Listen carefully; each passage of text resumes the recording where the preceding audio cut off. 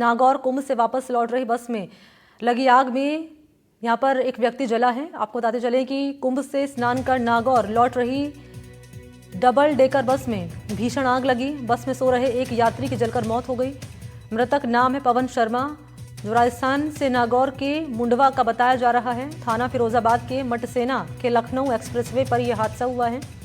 देर रात double decker bus में आग लगने से हड़कंप मचा था। पुलिस ने मौके पर पहुंचकर सभी 52 यात्रियों को रेस्क्यू किया है, उनको बाहर निकाला है सुरक्षित। लेकिन नागौर मुंडवा निवासी पवन शर्मा बस में सोता रह गया, जिसके चलते बस के साथ जिंदा जल गया। और अब पुलिस मामले को लेकर कार्रवाई कर रही है। कार्रवाई में क्या बातें सामने आ रही है बताने के लिए हरीश लगातार बने हुए हैं मेरे साथ। हरीश जी, जिस तरीके से हमने नागौर जो है मुंडवा थाना लगता है वहां से एसएचओ सुमन है, उनसे बात की थी कि उन्होंने बताया था कि जो अतिरिक्त जिला कलेक्टर है उनके द्वारा हमारे पास मैसेज पहुंचा था। तो हमने जब इसकी जानकारी जुटाई तो सामने आया कि जो मुंडवा निवासी है पवन शर्मा, वो कुंभ के लिए गया था और जो ये पूरी बस है करीब 10 या 11 बार कुंभ जा चुकी है, उसी बस के अंदर वो गया था। और मुंडवा के ही उसके अंदर ज्यादातर जो है वो निवासी जो कुंभ स्नान के लिए गए थे। तो वापस आते समय ये हादसा हुआ और अचानक जो बस लगने का उसकी जांच जो फिरोजाबाद पुलिस है एसएचओ वो कर रहे हैं। तो इस कारण से वो सारी जानकारी वहां से मिल पाएगी किस कारण से बस में आग लगी है, क्यों हुआ। लेकिन उसके अंदर जो 52 यात्री थे उनको तो जिंदा निकाल लिया गया वहां की पुलिस के द्वारा।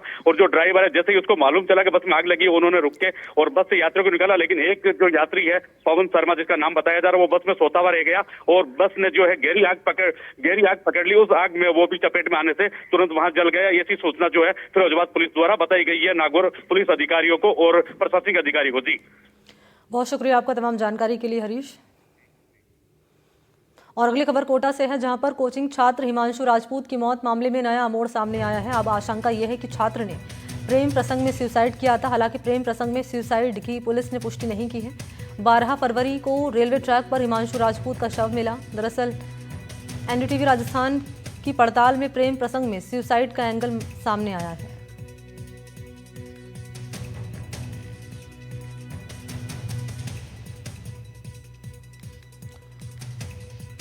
वो आया 12th का पेपर देख के घर में यहाँ पे हम लोग गए थे एडमिट कार्ड लेने में।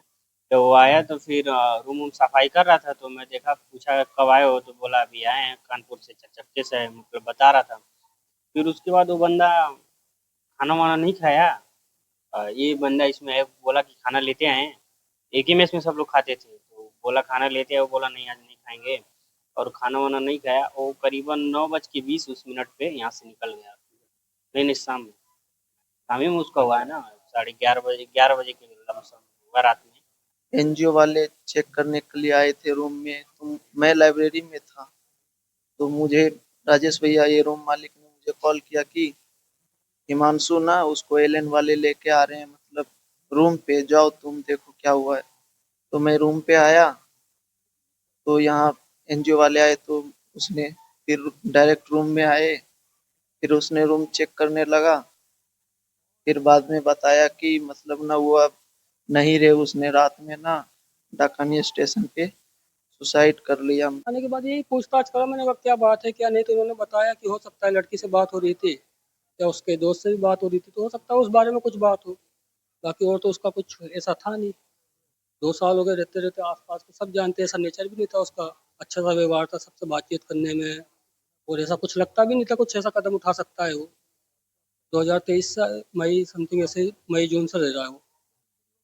और ना उसके घर वाले भी ऐसे नहीं था, उसके पापा से भी बात होती रहती थी मेरी कई बार। ऐसा कुछ नहीं था कि पापा से भी कि उसका प्रेशर हो या कुछ हो। जिस कोचिंग छात्र का शव रेलवे ट्रैक पर मिला था वो यही ट्रैक है, कोटा के डकनिया स्टेशन के नजदीक का यह इलाका है।